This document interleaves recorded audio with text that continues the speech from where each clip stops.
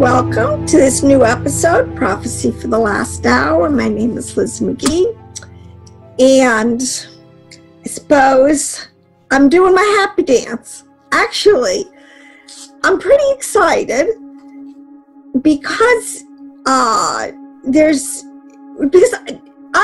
because of some things that are going on right now that I'm going to touch on. I'm going to touch about the third temple and the Temple Mount and all this and things that are going on now. But I just want to say, however it pans out, plays out prophetically, I'm doing my happy dance because, you know, Yahweh, Yeshua is coming. This thing is getting ready to wrap up. If you can't see that by now, it's going, and you're going to be in two camps. You're going to be in the camp of the Lord, or you're going to be in the camp of the wicked. And it's going to be woe to the wicked. It's going to be insane.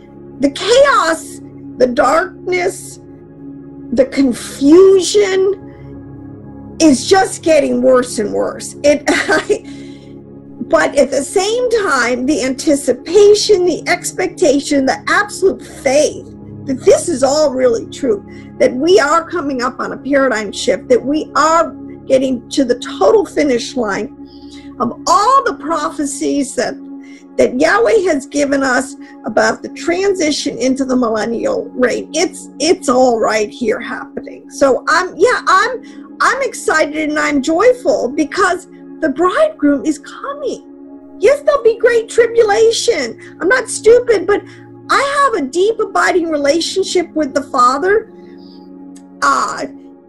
He's not going to leave me. He has said this. He's not going to leave us. He's not going to forsake us. We're going to be okay. We're going to do this thing. But at the same time, I'll tell you what, this thing is so confusing. It is so thick at this point, and it is so humbling, because this is what I want to start out saying. I did a YouTube about 3 years ago on the temple. On the third temple, the millennial temple. And I took a position based on my understanding then.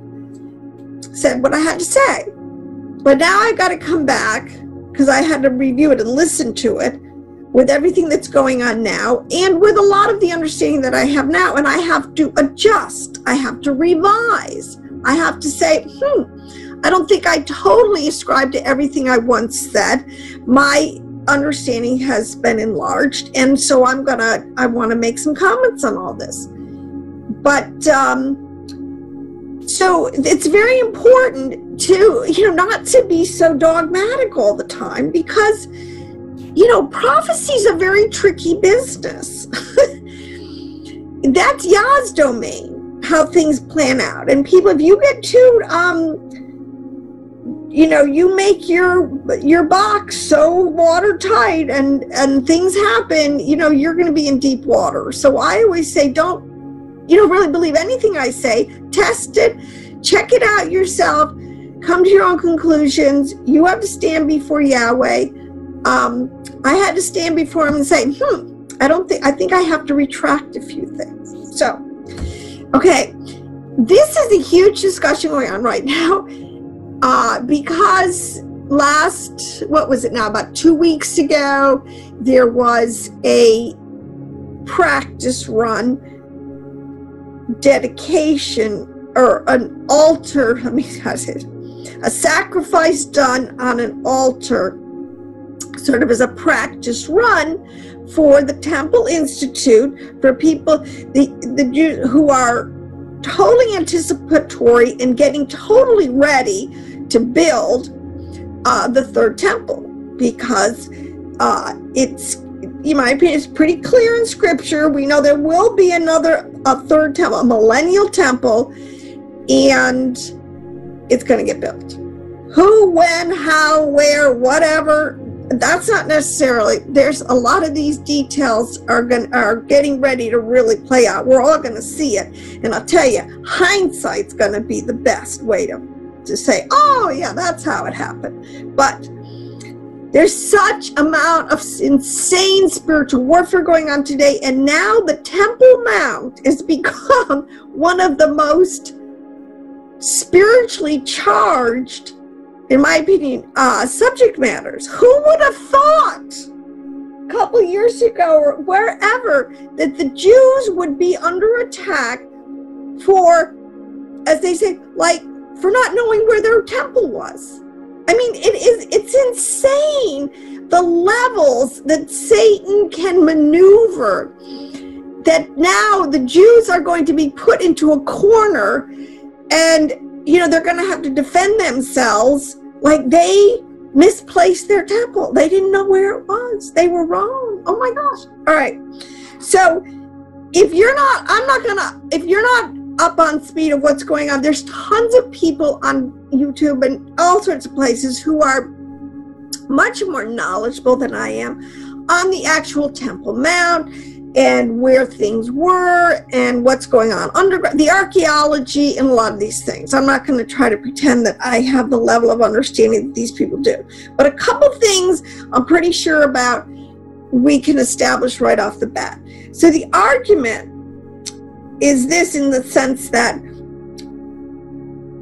if you were to, you know, if Israel got carte blanche today to build the third temple, or even if we started the millennial kingdom and Yeshua came back and he gave the order to build the third temple, the question is, where would you build it?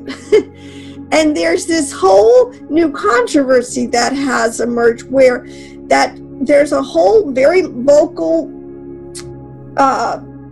group out there that are saying the Temple Mount today, so if you went to Jerusalem and the Temple Mount, where the Dome of the Rock is, or the mosque is, that's not the right spot.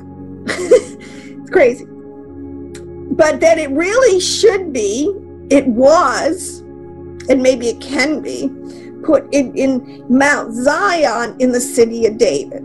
Okay? So there's a lot you have to understand. That's why I'm not going to unpack. You have to really kind of get a visual. You have to get, you know, go on Google Maps, get some good visuals of the Temple Mount is higher up. It's all on an elevated area. And then there's a city of David. There's sort of this sloping down area that is called the city of David, the ancient city of David. There's a lot of archaeology going on, and they're finding some great stuff. And this is all within the confines of the city of Jerusalem. All right. So the controversy is the temple, was it built on Mount Moriah? Was it built on the top of the mountain? Was it built, you know, on a lower elevation? And this is very important. So what I want to say is, to me, I look at this now as complete spiritual warfare, because Satan is always trying to get Israel to compromise. Or all of us. I mean, you just start with Eve in the garden. You know, I mean, just the whole point, compromising what Yahweh had said. Did God really say? And it's getting to be the same thing now with this whole Temple Mount issue. You know, another great example is Sarah and Hagar. You know, Yahweh said, I'm going to give you a kid, and they got to the point where, and Sarah especially, in seeing this thing was of doubt, and she gave Hagar, you know, the whole story of because of doubt, because of worry, because of fear. I'm sure totally human emotions that we all would have. I mean, I have them in my own life. I'll tell you a little secret, waiting 15 years or whatever for very specific and certain promises or answers to prayer to come to pass. Yeah, I have my moments. It's like, oh my gosh, is this thing ever going to get answered? Okay.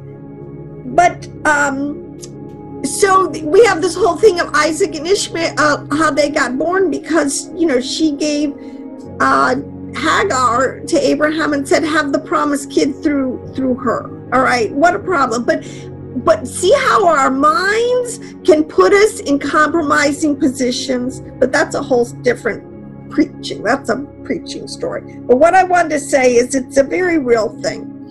And I believe that Satan is trying to back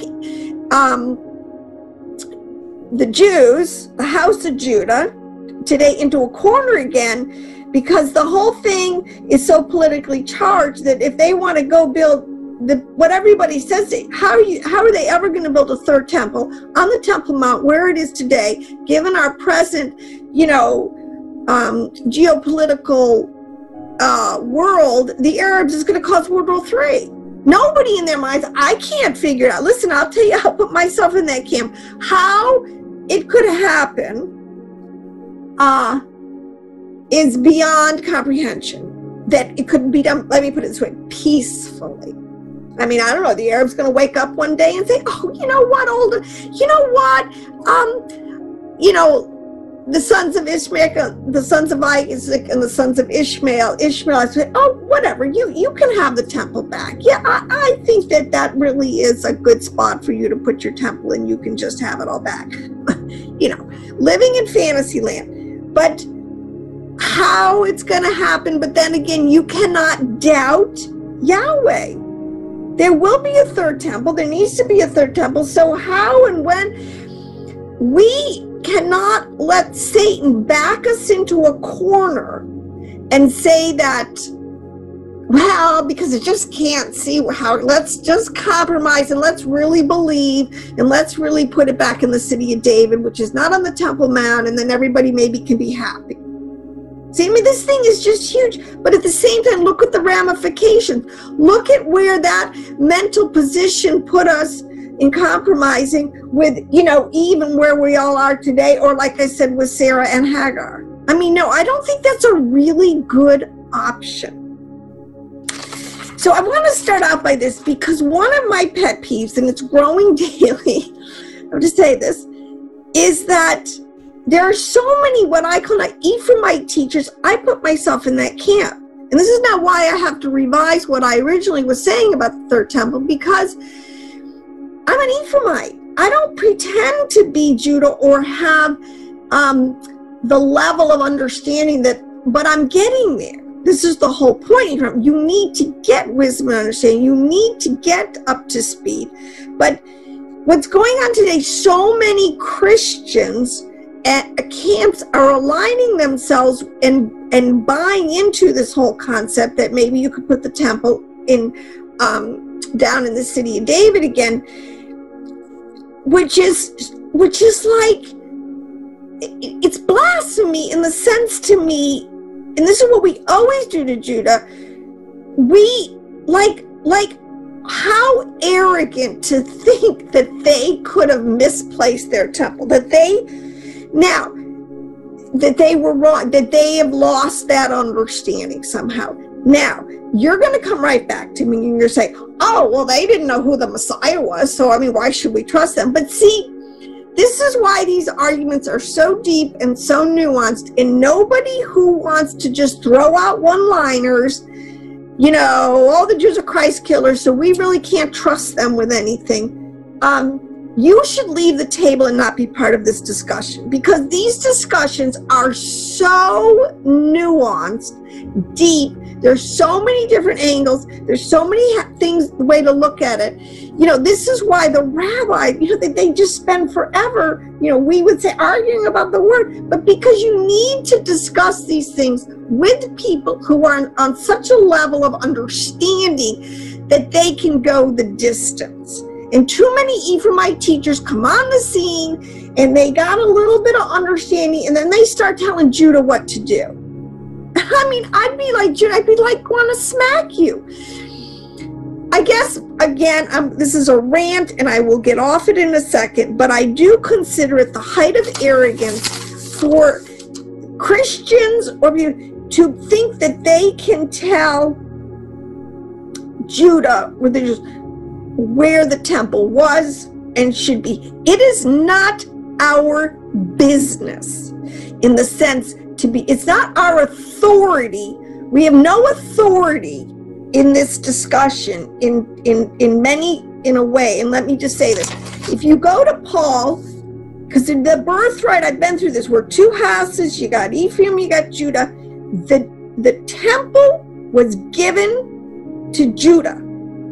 All right? Wasn't given to Ephraim. All right, it was actually taken away, you know, because it used to be originally in Shiloh, in Ephraimite territory, and it was brought down to Jerusalem. These are all parts of this puzzle that really need to be deeply understood. But let me just say, Romans 3:2, let's start there. Paul is talking about what's the advantage of being a Jew. See, because to the Jews were entrusted the Torah, the oracles, the writings. They kept them in the house. They are the ones who have kept for the whole world and for us coming back, the writings and the oracles, number one. That is their birthright. Two things they had to do. They had to keep a pure bloodline for the Messiah to come through. Messiah ben Joseph, which has happened and is historic now, and to be a visible witness for Messiah ben David when he comes. I mean, they are doing their job in that category, not perfectly, and also to keep the oracles, the writings. The same people who gave us the book of Isaiah, which we know now from the Dead Sea Scrolls. I mean, this is what you're doing. The same people gave us the book of Isaiah, which now they've compared, that came out of the Dead Sea Scrolls. So we finally find a copy that was, you know, over 2,000 years old. The oldest copy we had of they found a basically full intact scroll of Isaiah, compared it with the Masoretic and the Septuagint, and there's almost like no error. The error in it is like marginal. It has nothing to do with the transmission of the information. It's not even part of the discussion. It is so accurately. So if you think that you can't trust the Jews with having certain understandings, like where the temple was, then you are really anti-Semitic at the core. I can't even believe it. All right. So this is why. So in another spot in Romans 9:4. Again, Paul is reiterating, what is the advantage of being a Jew? Okay, first of all, theirs is the adoption as sons. All right, they were never divorced. They were never cut off. They were never, and let me put it this way, exiled and sent off the land. And they were never told, as it says, it'll say, you who once were my people are no longer my people. Okay, they were chastened. They were, you know, the first and second temple were destroyed because of, you know, their transgressions and all these. They were chastened as a son, but they were always considered a son in the house of, in the economy of Yahweh. All right, not so for Ephraim people. If you know your history, if you understand this now, all right, we were divorced, we were cut off. That's the whole point of Messiah ben Joseph. We had to come back, you know. And I'm sorry I talk a mile a minute, but listen, you're on YouTube, pause it, go back and listen. I mean, I'm not gonna, I can't slow down. I'm a little fired up, okay? So, but the point is, they were always sons. Theirs is the adoption. They didn't have a problem with that piece of the puzzle. They always had the divine glory, the Shekinah. The spirit of Elohim, the Ruach HaKodesh, has always been on the believers in the house of Judah. Okay, so just get over that one, as Paul says, all right? They've always had the covenants and kept them and walked in them in believing faith, all right? They were given the law. They were at Sinai just like the rest of all 12 tribes were, but they have kept the law, the writings, the oracles in the house, all right? And theirs is the temple and the temple worship. This is what we got to understand. It wasn't given to Ephraim, all right? It was placed in Judah, in Jerusalem, in the city, the city of David. Okay, that's where the temple was. That's where it will be again. And theirs is the temple worship. It was the Kohanim priests. They worked in league, the Levites and the Kohanim with the king, with Judah in that geographic area to do those things. All right. So, and then theirs is the patriarch and the lineage of, in terms of, they kept the bloodline, they kept the record of the bloodline for the Messiah. And even though at the time, and now this is fine to answer the questions of why an Ephraimite, or anybody said, well, why should we believe the Jews? Because they didn't even understand who Jesus was, and they don't even get it today. Because, even as Paul says, there's a little bit of blindness, but it has nothing to do with a blindness on where the Temple Mount would be. Okay, let's put it that way. But anyways, because theirs is the lineage. So, you know, I believe and taught Yeshua was an Essene. He comes out of that camp. You had Essenes, you had Pharisees, you had Sadducees. Okay, so there was corrupt leadership at the time of Yeshua. Oh, no, everybody understands this. Herod was not a Jew, a genetic. He was an Edomite. He was a mixed multitude. He was a half-breed, whatever you want to say. Hasatan had infiltrated into the highest echelons of control and power, and they had taken the genetic lineage of the kings and the priests away, and they had instituted their own people, and it was really all governed by a bribe. I mean, this is all known now. This is out there. There's no excuse for anybody not to really understand what's going on. There were millions of the people of the land who became believers, who followed that sect of the Nazarenes, and it grew very, very rapidly. All right, so you cannot just say all Jews are crazy and throw that out there. This is implying you don't really understand the depth of the argument. So, like I said again, it's so arrogant for anyone to tell the Jews that they were not able to keep check, which is really kind of at the bottom line of this argument. To me, it is such a ruse of Hasatan. I can't even believe it. But that the rabbis, and I just have to make this last point, it's so clear now that if you're anti-Semitic and anti-Torah, anti-Mishnah, anti-Talmud, rabbinic, in the sense of the fence that the early Torah scholars put around their writings when, at the time of the exile, when they were dispersed from the land after the temple was destroyed in 70 AD, they had an unction, and said, according to their prophecies, their birthright, to write it down, to retain what they had because of their dispersion, into all the earth. We didn't do that. Hey, Ephraim, Muslim didn't even take their Bible when they were kicked off the land. All right? So, you've got to understand these things.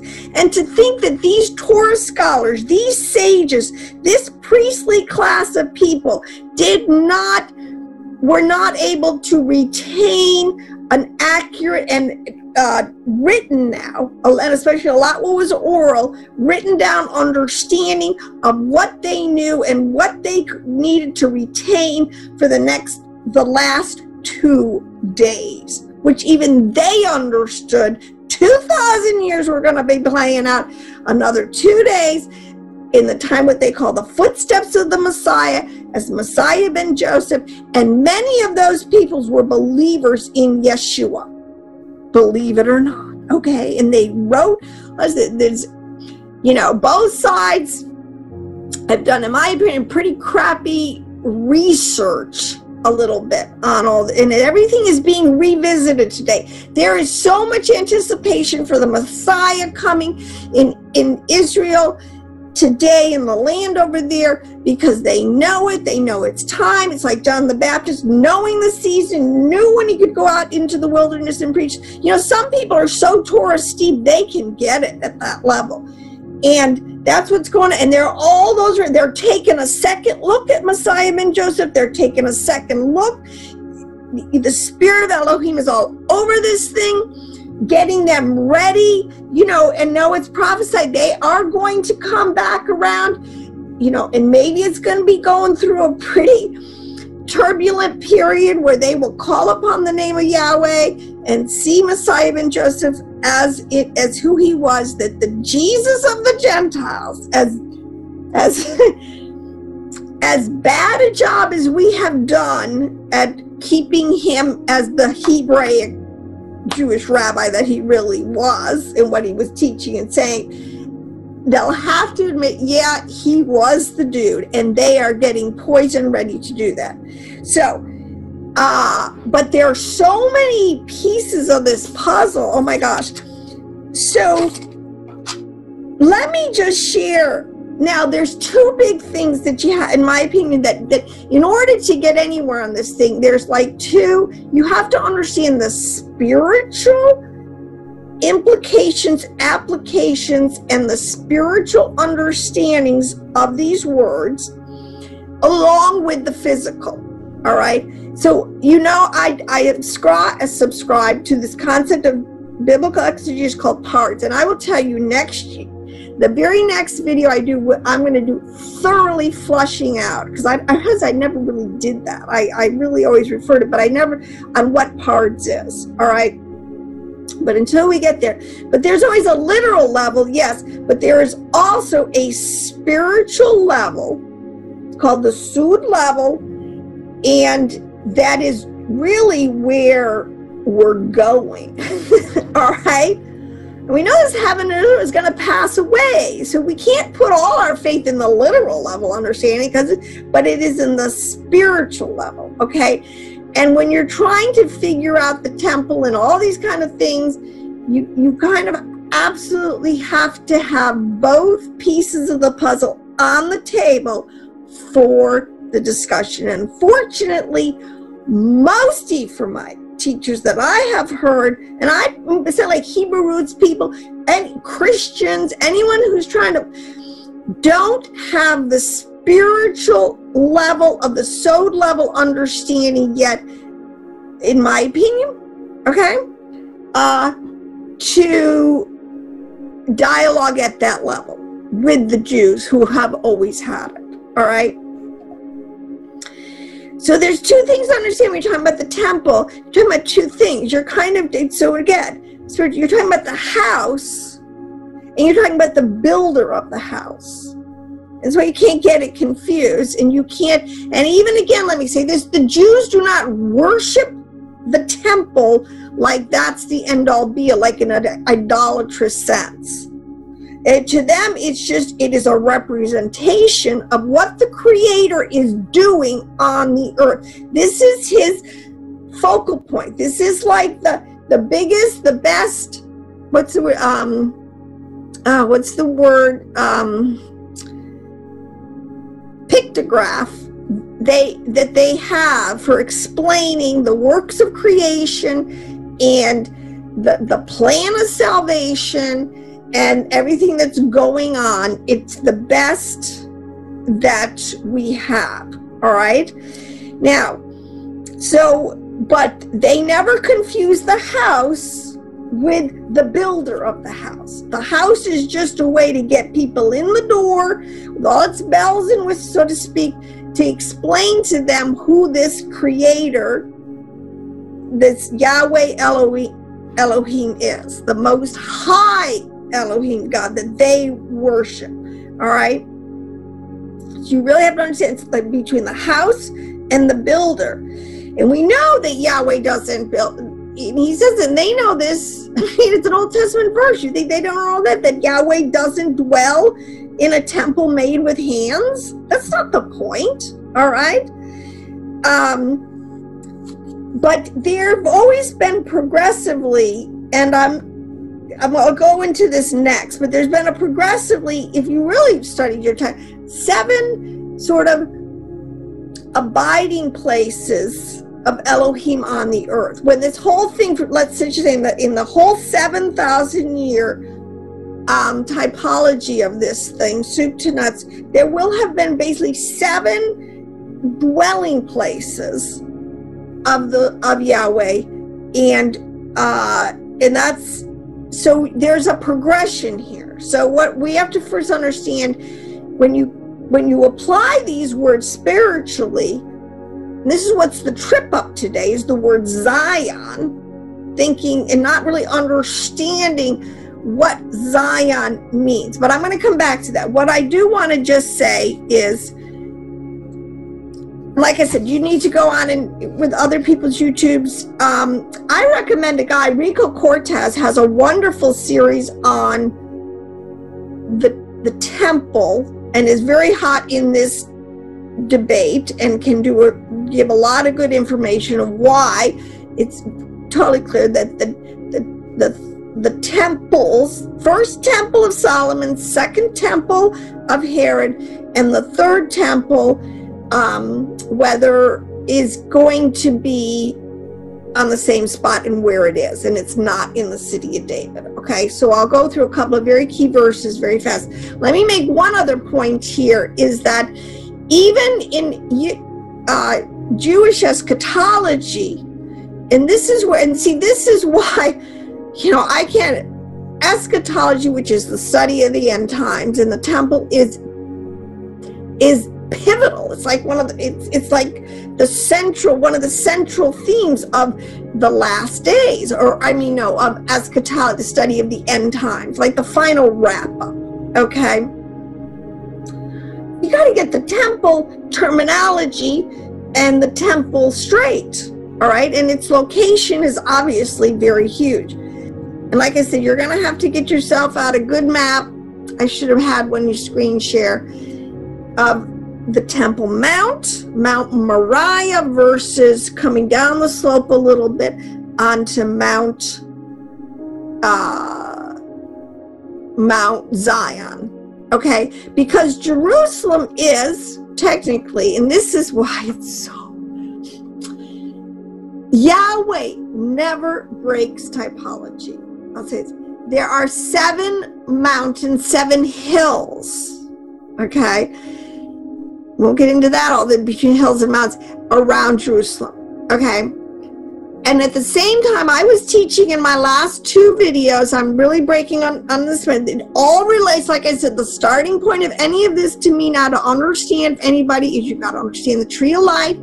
You've got to understand the relationship of the Sephirithic, these little circles, if you've ever seen that kind of, you have to understand what it's saying, because the lower 7 of those, this way Yahweh never breaks typology.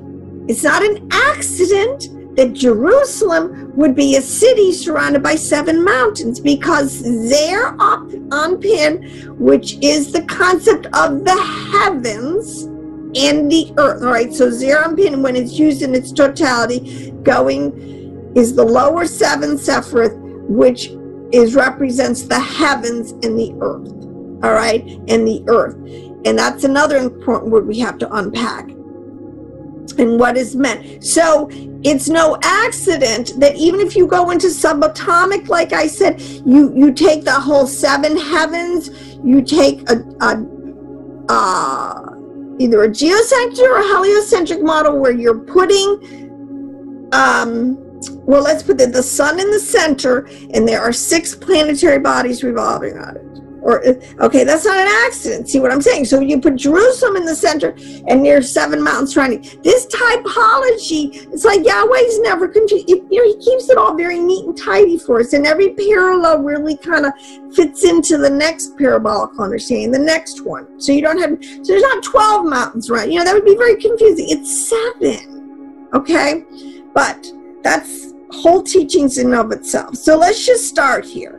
We know that Solomon built the first temple, Bible 101, right?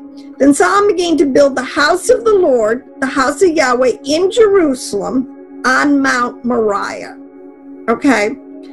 Where the Lord had appeared to his father David. This was the place that David had prepared on the threshing floor of Onan, the Jebusite. Solomon began construction on the 2nd day of the 2nd month in the 4th year of his reign. And even the fact that it's the 2nd day, it's in the 2nd month on the 4th. I mean, there's just so much symbolism here. But look at, Solomon began to build, we'll call it the temple of Yahweh in Jerusalem on Mount Moriah. That's your biblical text witness there. The foundation that Solomon laid for the house, because house and temple, they're totally synonymous, of Yahweh was 60 cubits. He gives all this. He paneled the rooms. He made the holy place. He did all this, the chair, the veils, and the pillars, okay? Now let's go to this one, 2 Chronicles 5. Now, when it was built, all right, but let me make 2 points here. The text clearly states he built it on Mount Moriah. So we got to figure out where Mount Moriah is. The second point is that it gives you the information that it is in the parallel to the threshing floor of Onan the Jebusite. So you got to know that whole story. You know, technically David bought that whole mount area from a Jebusite. And the place that David originally received the revelation the temple would go was on this spot of it, which was the threshing floor of Onan. Now, threshing floors are never inside cities. This is so there's so many ways you can approach this, but the fact that a threshing floor is usually put on the highest and high elevated place because of the way the wind can totally get at you, throw it up, and you got to have a lot of wind action to take that chaff and to blow it away, and the wheat's got to fall down. I mean, there's so much symbolism. There's no accident that this is what's going on, all right? And that David prepared is on the threshing floor, which just right there, if you understood all of that, it can't be in the city of David, because you don't put threshing floors in the middle of cities, in the tightly dense, packed urban areas where people are, okay? That's just one point to make. Now let's go back to here where so all the work that Solomon performed for the house of Yahweh was completed, done now. Then Solomon brought the consecrated items of his father David. Remember, David spent he got all the gold and the silver and all the money. He got a lot of everything ready for this, but he was told, unfortunately, he wasn't going to build it, his son was going to build it. He got silver and gold and the furnishings, and Solomon placed these things that his father had in the treasury of the house of, in the treasuries, okay? You know, in the whole temple complex, it made up many rooms. There's many parts, components. It's a very complex, tightly complex, packed place.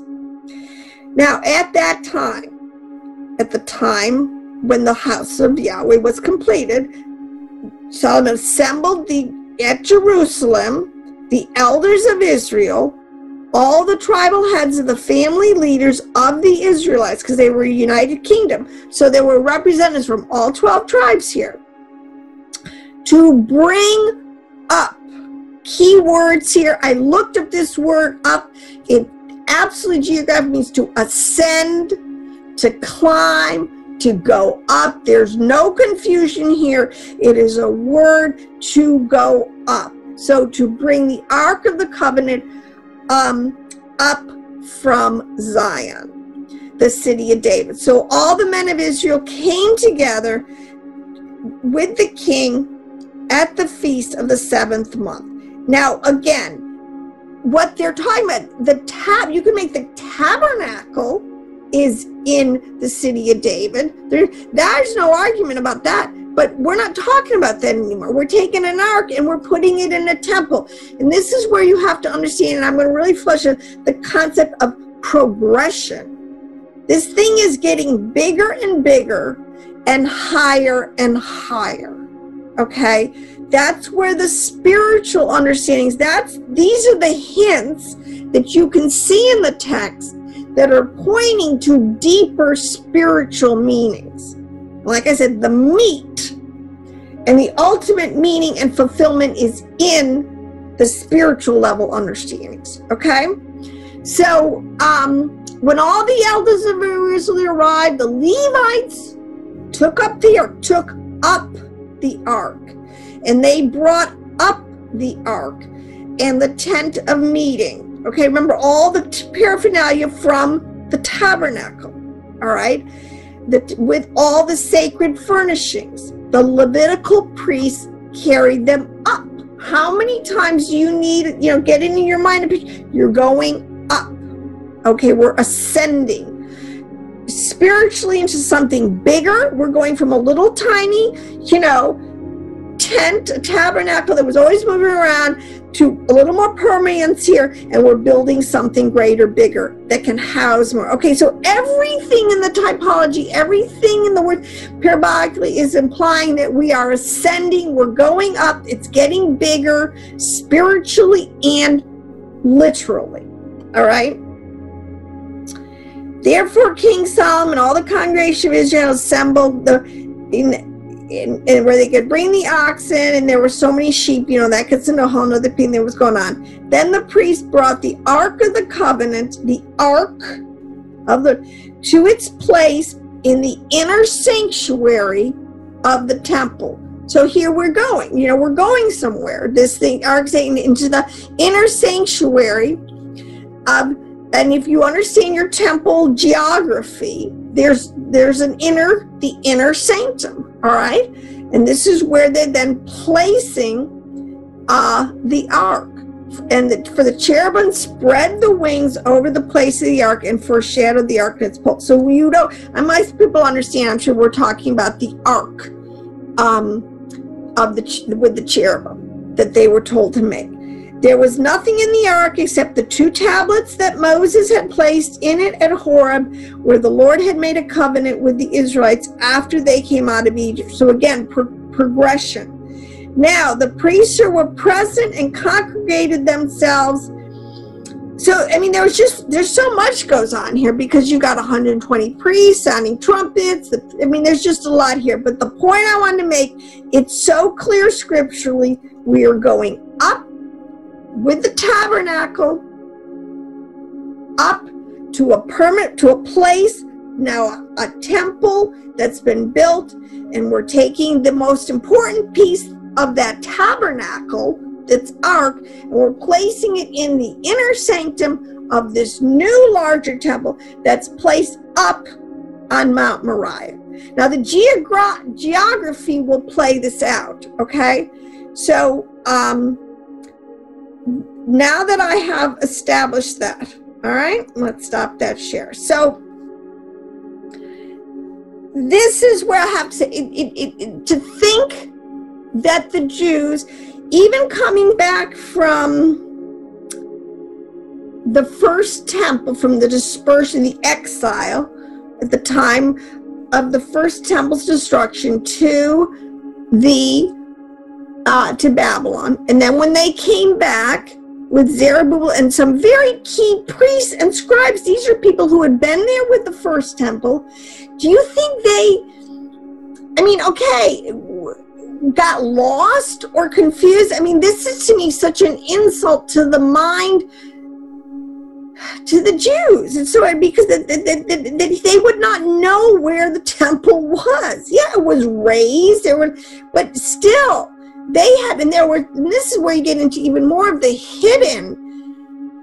Part of the story is that the caginess of the Jews is really amazing. Where, I mean, there's a lot more to the temple. You know, there's tons of stuff going on under the temple. You know, there's so much to this thing, parts of this thing, but they did not lose the information, all right? So, and the first thing that they did, they didn't build, they came and they put the altar, again, they built an altar on the spot that they knew was where the altar was in the temple, and they were not confused, all right?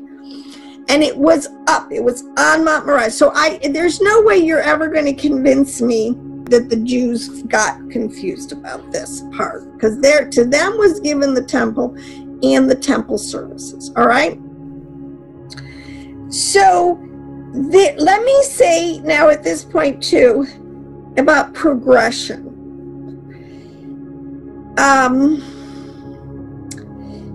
There is now, and see, this is why, well, I just want to say this, you know, go and study about the Temple Institute. They got a great website that shows you all. They have really ferreted out, I think, some amazing information and pieced back together. Because, like I said, in the study of eschatology, the study of the end times, I mean, how does it work? We're told in Daniel 9:27 that on the wing of a temple there will be an abomination that causes desolation. Okay, this is the part that I have to say now, that I have to correct myself on. when I made the first video, and I'll put it in the link here, I was at the point, I was kind of believing now that the temple third was a spiritual temple, that we didn't need to have a physical temple rebuilt. I knew for the millennium, but what I guess my adjustment now is, because I follow parts, and there always has to be a literal level. You can't throw the literal out just because you know, for whatever reason. There's still a literal level of understanding, even though there's much deeper spiritual understandings couched in these words. But I was saying that I didn't think we need, because we are, you know, we are the temple of Elohim, right? So, you know, and especially with Yeshua and the new, and the body being the body of Christ, we're the tabernacle now, right? So, but now I've totally rethought that, and now that I have a grid, no, there will be a literal third temple, and I do believe in the Jewish eschatology is that the 7 years of tribulation will be the start, like well, let me put it this way: one group of rabbis, I mean, one of the understandings within Judah, because they don't all totally agree on everything either, per se, 100%. But the 7-year tribulation will start at the beginning of the millennial reign. And so what I'm saying now, what I believe is, yes, I do believe the Jews have the correct information. They know where the Temple Mount is, and they are making the implements, they're making an altar, they're getting everything ready. And it will be a pure and a holy temple, made by pure, holy, believing, righteous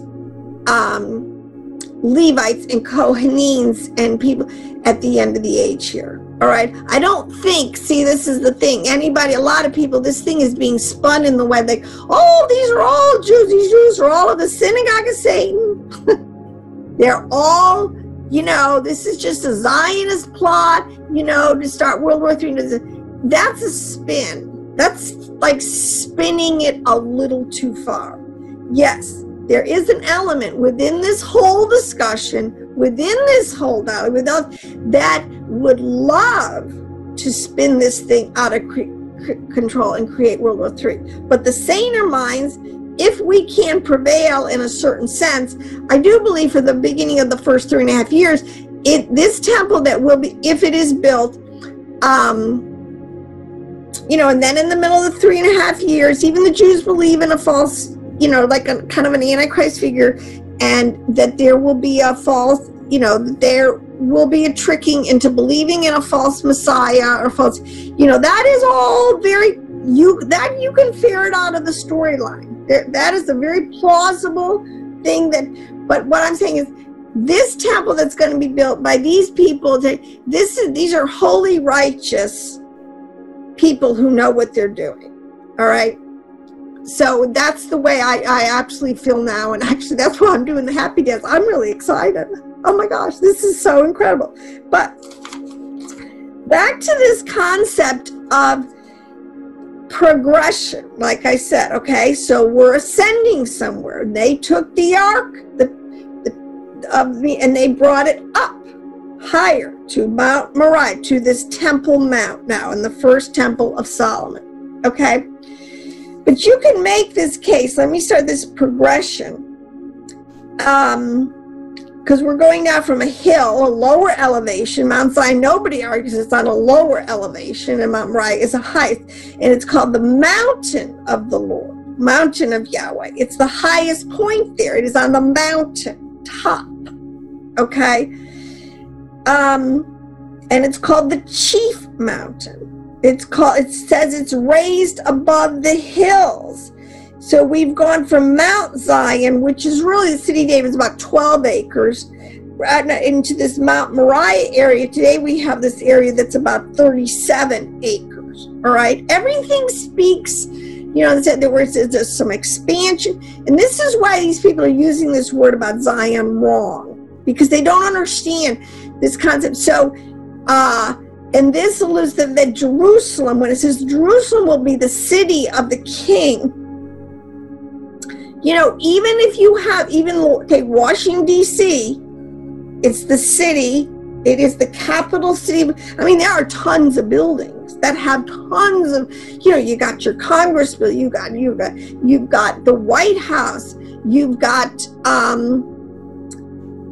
courthouses, and you've got so many administrative buildings to do this thing, to govern this great nation. Every city, it's not just one, but there, but this is why I'm saying the typology is, there's one point in that whole thing in the city called the Holy of Holies. That's like the nut. That's like the center. That's like the sun in the middle of the circling 7 things that orbit around it. All right. So the typology really is the same there. But the progression, it goes from here. Yahweh's dwelling place with men. So let's run through this thing a little bit now. I've given you the little understanding, right? And I don't think, there's a lot of arguments. Oh, the water system, because you have the spring of Gihon, people would study it out. There are so many. There's, I think, over 52 cisterns or water apparatus on the Temple Mount. There, to think that the Jews did not figure out a good water system to get water up to the Temple Mount. I mean, what an insult to their brains. I mean, this is what I mean. And they did, and the archaeology proves, and they got their water from Bethlehem, and there was this whole very elaborate system. Like I said, people who dig under the Temple Mount have recorded now over 52 cisterns or water holding tanks that can service all of the different temple things where water is needed. All right. They knew what they were doing. Now, we went from the original place in our text where Yahweh was abiding with Adam and Eve was in the Garden of Eden, and it was paradise. It was bliss, and everything was fine, right? But that's his first dwelling place where he dwelt with them.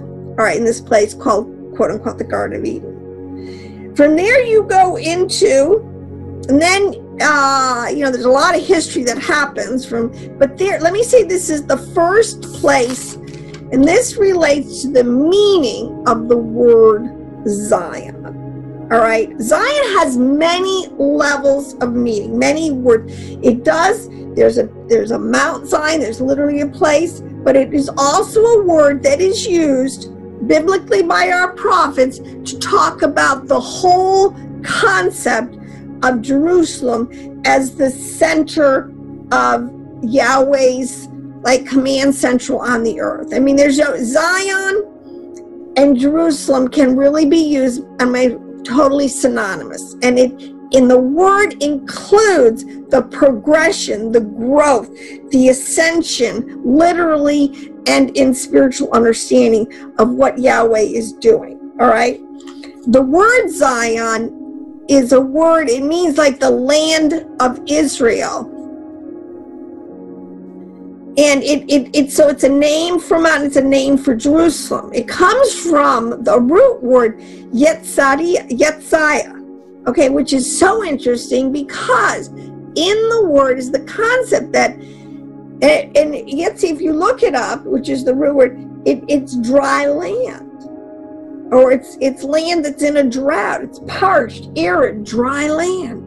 Well, see again, I always say the prophets are not confused when they're talking about Zion. There's a double level understanding right from the get-go in the word, because Zion right now is in exile.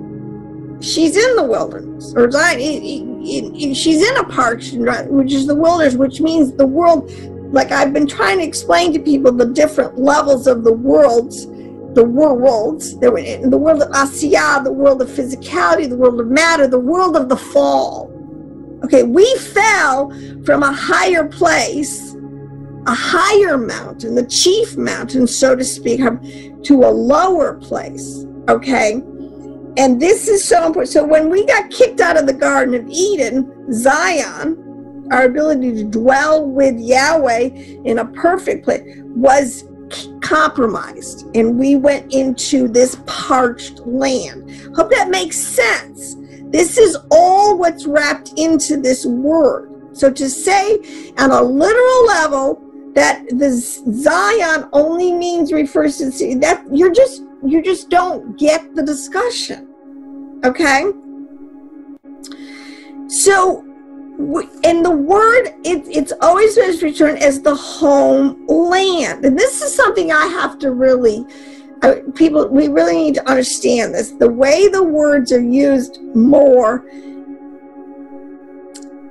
So land, so there's a verse that the earth is the Lord's and the fullness thereof. Habakkuk 2:14 says, that the knowledge of Yahweh, this is the progression we're going into, the knowledge of Yahweh, with the glory of Yahweh, which is the knowledge of the glory of Yahweh, will cover the earth as the waters cover the sea. You have to understand that this concept of that's in Zion and in the word land. So Zion means the land of Israel, but the word land, see, this is where even the Jews, sometimes if you stick in the lower level understanding, you're going to get yourself in trouble. Why we always get in trouble? Because the land, Israel in the land now is in exile in the sense that we are in a fallen state of physicality, which is not our true state of being, of land. So homeland, what I'm trying to say, in the best case scenario, if you're in the land of Israel, in its deepest spiritual understanding, and you can do this anywhere in the world, it means that you have somehow find the escape route, or you are in the of leaving the exiled, parched land, so to speak, and you are now in the land of Israel, where you've left carnality and sort of an understanding. This is why the carnal man cannot understand these things, the spirit of Elohim, because they're at an elevated level of understanding. So when Israel gets back the land, it is the whole earth, okay? It is the level of physicality where it's all been redeemed again. It's not in the fallen state that it's in, and we're not subject to it. We have been released from it, and we now dwell in the land of Zion, which is in this land where, see, and this is what, this is what Yeshua did. When he was able to manifest himself in the physical after his resurrection, right? He was able to go through walls in the physical. He was able to ascend in the world. He was able to just completely leave the world of physicality and go into the world of Yetzirah, go into the heavens. Okay? So it's all going to be our oyster. Let me put it that way. It's just the world is going to be our oyster. We can flip down here in physicality. We can be in the heavens. We're not bound anymore by space and time. And that's the good, but that is in the largest picture. So when Zion comes down out of heaven, all right, it means that this total state of restoration is going to come now and totally be restored and redeemed on the earth. And everyone who's in that zone is going to be living in that place again. All right, the whole land will be redeemed and reclaimed. That is in its largest, deepest spiritual application. It would be very helpful if everybody could kind of start from that level, all right, and then work your way down to where you are, boots on the ground. We're on a Temple Mount in a physical city called Jerusalem in the middle of the Mideast, okay? Now, so, because, we're going somewhere.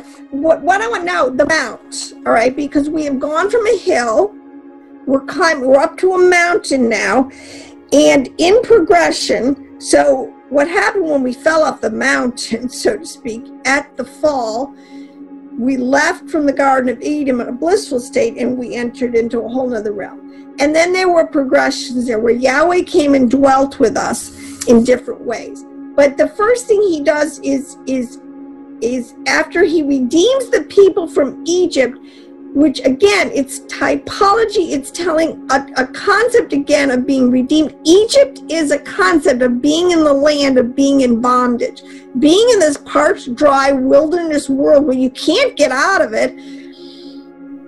You know, the way out is to die.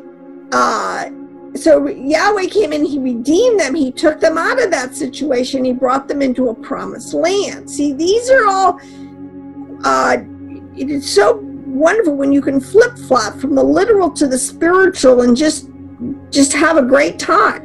All right, but the tabernacle was the first place when they were in the wilderness, and now they were going to be moving around, because see, again, we're not taken from this even in our redeemed state. I mean, I believe I'm saved. I'm hopefully my name, you know, in the book of life.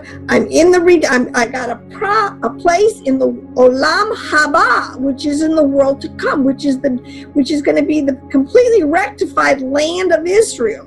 All right, the state of being. All right, the tabernacle, they're moving around. I can't leave this place, but I do move around. So the tabernacle, so now Yahweh dwells in me, he goes with me wherever I go.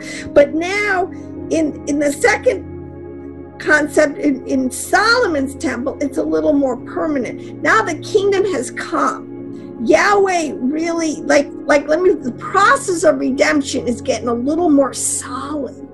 All right? No longer wandering around. Now we got a permanent place. They got the land. They're building their city, the main headquarters. They're putting their flag and they're putting their temple on it. They're making their stamp. See? So we're going somewhere. This is the concept of progression. Then you have and all the temple gets destroyed. It isn't easy. Let me do this. So why all these pictures tell so many parts of the story? Even our first attempt with the temple in the city got totally aborted, so to speak, with the total exile and cutting off of the covenants and the promises of Ephraim in the northern kingdom, and Judah going into exile in Babylon. All right, it's never been easy, but they came back. They built a second temple. In a lot of this typology, when you understand this, it's never. We are in such a friggin' war. They didn't even put the Ark of the Covenant, and I believe was never even in the second temple. They never even put it in there. Well, that's so interesting. There's so many new, because they knew that was going to go bye-bye too. So, but either way. But now so this is number 4. We went from a garden to tabernacle, Solomon's temple, to a second temple. That's 4 dwelling places of the Father. Now we know we're coming up into now, for all intents and purposes, both houses, Judah and Ephraim, now we're back to square one, in the sense where all we can dwell again is in kind of a tabernacle. We're back to a tabernacle concept where, Yahweh dwells with us, but each individually in our own little tabernacle, and wherever we go, it's really Shekinah, Shekinah, this, our mother goes with us in exile, everywhere. So this is where, understanding beginning from the end in the typology, you always know where you are. Then there'll be a third temple. Again, when the king comes, it says in Zechariah 14:9, on that day, what day?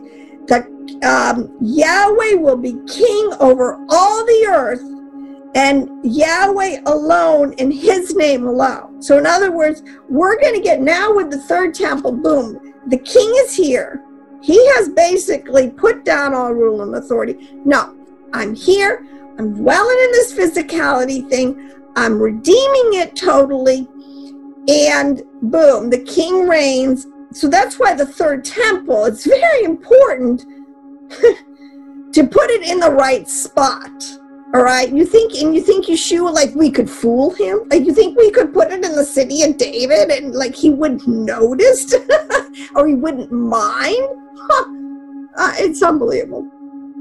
Okay, and then we go, finally, when the whole wrap up, the whole concept, and it's all done, all the battles have been fought, Gog and Magog, everything, all rule authorities put down, everything's copacetic. After the Sabbath rest, we need a rest after all this stuff. We can go into the new heavens and the new earth. All right, and this one is just going to be totally rolled up like a skull and put away. So this is what's really important to understand, this progression. The prophets understood how these words are used. We're ascending. Let me just read you two places out of the mountain of the Lord. And it is on Mount Moriah. The Jews have never lost sight of that fact. So let me read here from Micah 4:13. Micah 4 verse 1, it says, in the last days. Now the last days is specifically refers to the last 2 days, the last 2,000 years since Yeshua came to where we are. We're at the end of 6,000 years. The prophets knew. It's not hard to understand. It's very simple. In the last days, the last 2 days, the mountain of the Lord's temple will be established. All right? As chief among the mountains. Now again, there's a whole parabolic understanding because, well, what are these other mountains? All right? And that gets into another whole subject because, you know, in saying to this mountain be cast in the sea, Satan has some quote-unquote mountains, you know, that he's been building that he wants people to think, oh no, this is the chief mountain. Come on over here, worship here, do it this way. All right? So there's competition going on. There's a whole lot of other things going on. But as we just said, on that day, Yahweh will be king over all the earth in Yahweh's temple, and his name, you know, he alone will be king. This one will be raised above the hills, and peoples will stream to it. Many nations will come and say, come, let us go up to the mountain of the Lord, to the house of Yaakov, and he will teach us his ways so that we may walk in his paths. The law will go out from Zion, the word of Yahweh from Jerusalem, and he will judge between many peoples and will settle disputes for strong nations far and wide. And they will beat their swords into plowshares and their spears into pruning hooks. Nation will no longer take up sword against nation, and nor will they train for war anymore. Oh my gosh. Because I do think this third temple, I mean, this, if we don't get it straight, I mean, I don't know how it's going to come down. I mean, I have a lot of theories. I can look at the scriptures like anybody else, and I can kind of piece together a very probable eschatology. But until it plays out, I don't know if I'm right. So, but the point is, let's be watching, waiting, expectant. You better be ready for chaos to hit like you never seen. This thing's only going to, but a couple things we can establish with pretty good clarity. And this is kind. So the mountain of the Lord will be exalted, and I do believe ultimately you are talking here in a sense of progression. Even in the millennial reign, that temple will gain greater and greater authority in the nations. As the nations come, they have to worship, they have to learn Torah, they have to submit to this. So again, we're talking progression. And in Isaiah 2:1, it's talking about in the last days. I mean, again, they're not confused. Again, this is a process that's going on. As the nations, as Christianity, which is the house of Ephraim, you know, kind of grows more and more, because let me say this, I got to stop and say something, sorry. Judah, we know what Judah's birthright was, with the things that they got, like I mentioned before, the temple service, the oracles, the lineage of the king, these things. You know, we do have a huge piece to play in this puzzle, and we shouldn't minimize it. Our job is to get out there, get into all the nations and tell them the king is coming. All right? To repent, be baptized, get in the house. The king is coming. He's coming to his holy temple, literally on the earth. It's going to start happening, and you better be, on the good side of this kid before he comes, all right?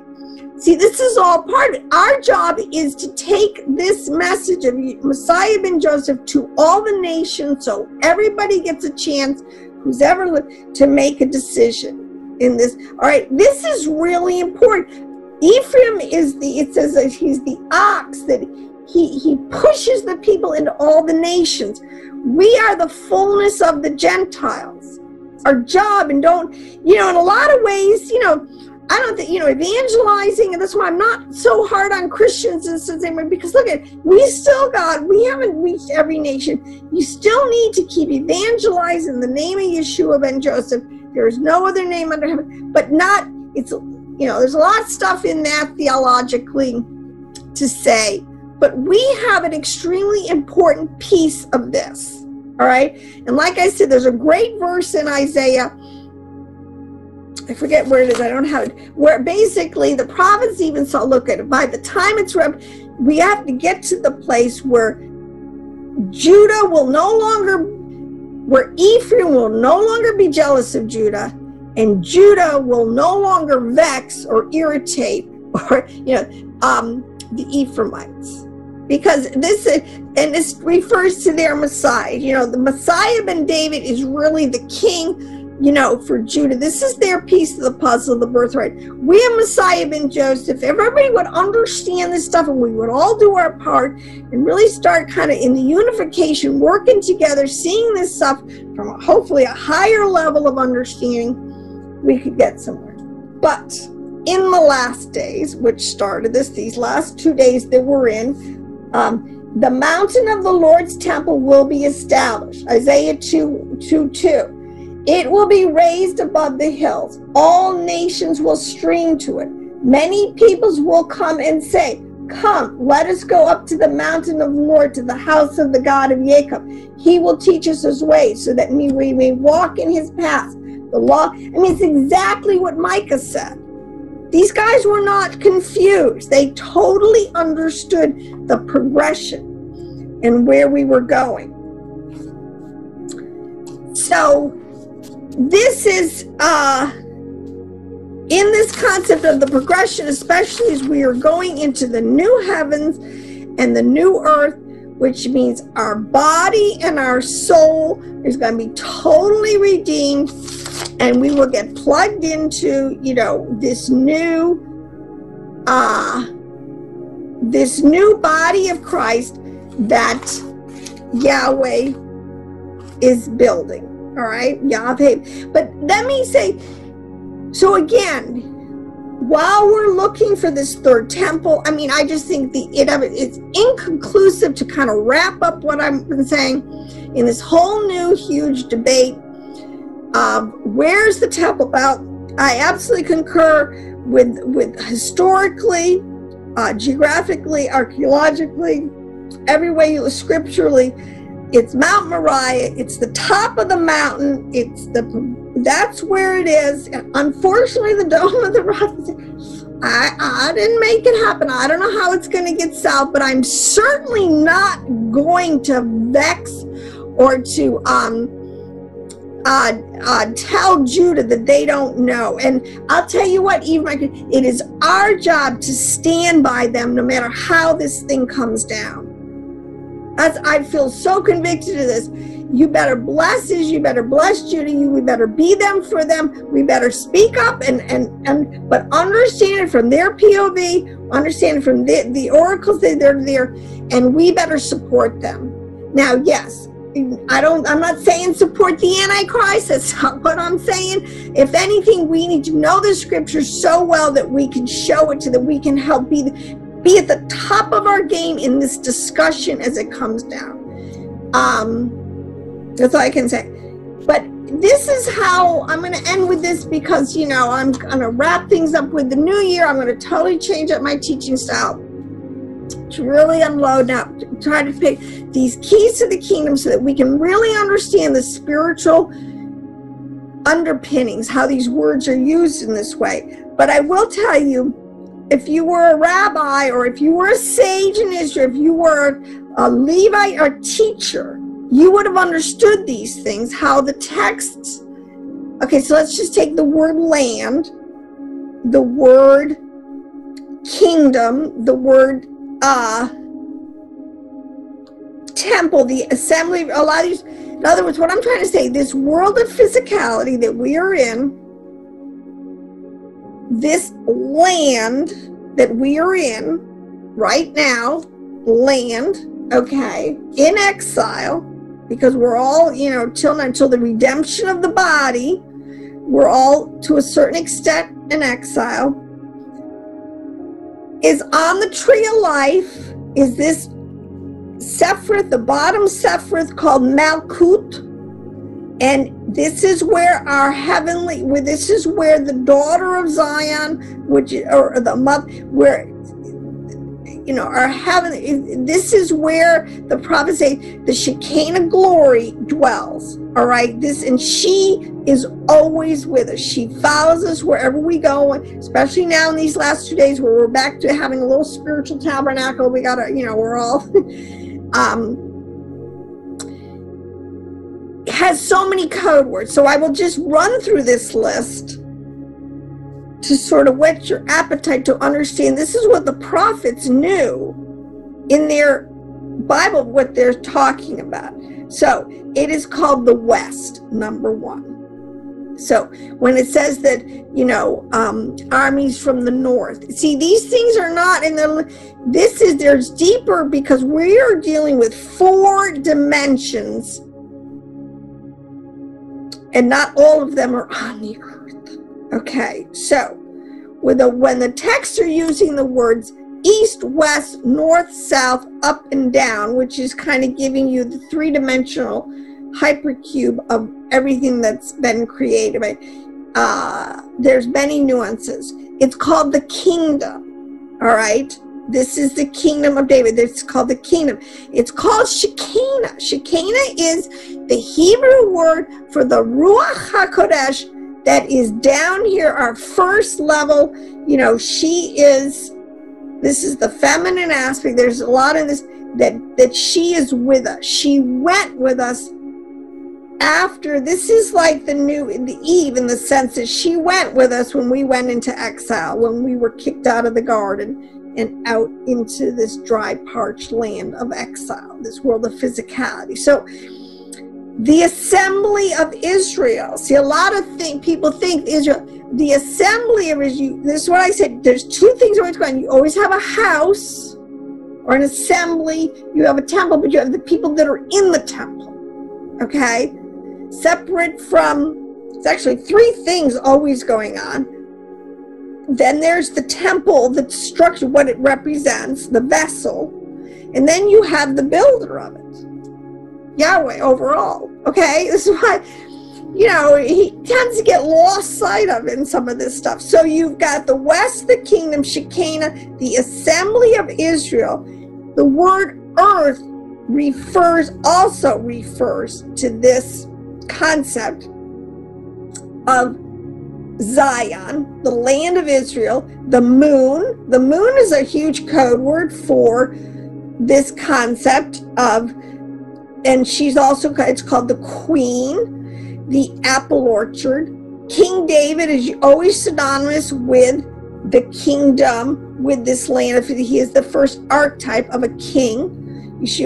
Rachel is also another code word. She's see what I mean? These words are used, and the stories behind them, the play, are telling you parts of this whole concept of what it is in the land of Israel, in Zion. Okay, so the people say, to just give it one level of meaning, you just can't do it. It's called the house of Elohim. It is called covenant. It is called Sarah. It is referred to as a field. It is referred to as Miriam's well. It is referred to as a house. It's the Garden of Eden. I mean, there are so many. Let's see, I even had a couple more here. I have been saving these for making these lists for years. The ark, the lower rung, the daughter, whatever. So there's an awful lot that Ephraimite teachers don't have any understanding of, that's packed into, nuanced into all of this whole huge discussion.